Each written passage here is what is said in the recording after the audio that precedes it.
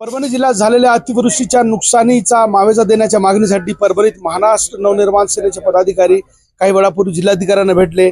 आपण जाणून घेऊया भैया नेमकी काय मागणी केली जिल्हाधिकाऱ्यांकडे। सरसकट ओला दुष्काळ जाहीर करा।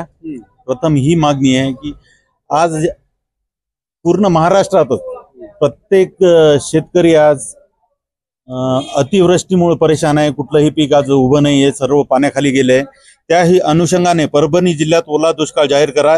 एक जिरायत शेतकऱ्यांना हेक्टरी 1 लाख रुपये मदत करा, बागायत शेतकऱ्यांना 1.5 लाख रुपये हेक्टरी मदत करा, फळबाग शेतकऱ्यांना 2 लाख रुपये मदत करा आणि ओल्या दुष्काळात जे मृत पावलेले आहेत म्हणजे ह्या पाण्यामुळे मृत त्या शेतकऱ्यांच्या घराला 10-10 लाख रुपये शासकीय मदत करावी, ही निवेदन आम्ही आज जिल्हाधिकारी साहेबांना दिलेले। किती मोठं नुकसान आहे जिल्ह्याभरामध्ये पावसामुळे? जिल्ह्यामध्ये खूप मोठं नुकसान आहे। त्यातले त्यात परभणी तालुका जो आहे तो इतका पाण्याखाली आलेला आहे की काही सांगता येईना। परभणी तालुक्यामध्ये बरेचशा शेतकऱ्यांनी 2 ते 3 गावामध्ये आत्महत्या केली, तरीही त्याच्याकडे कुठल्याही गोष्टीकडे तहसीलदार किंवा कलेक्टर साहेब ध्यान देत नाहीत। म्हणून आम्ही सर्व वल्ला दुष्काळ जाहीर करा। जर यांनी जाहीर नाही केला तर मनसे खळखट्याळप्रमाणे आम्ही पुन्हा आंदोलन करू, हे आम्ही इशारा कलेक्टरला दिलेला आहे। 128 कोटी रुपये शासनाने जाहीर केले, मदत पुरेशी आहे वाटतं तुम्हाला?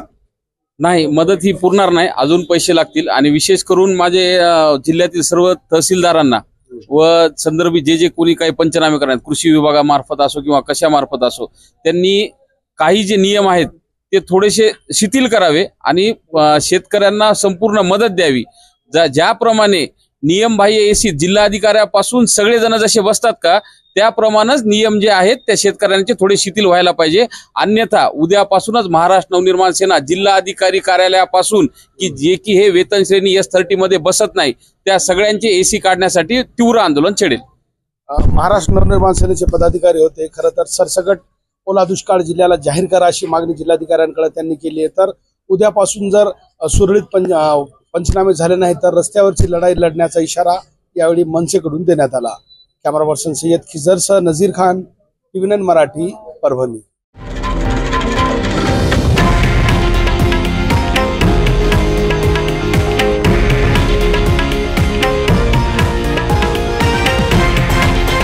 हे आहे देशातील नंबर 1 न्यूज नेटवर्क आणि आपण पाहत आहात TV9 मराठी, एकमेव।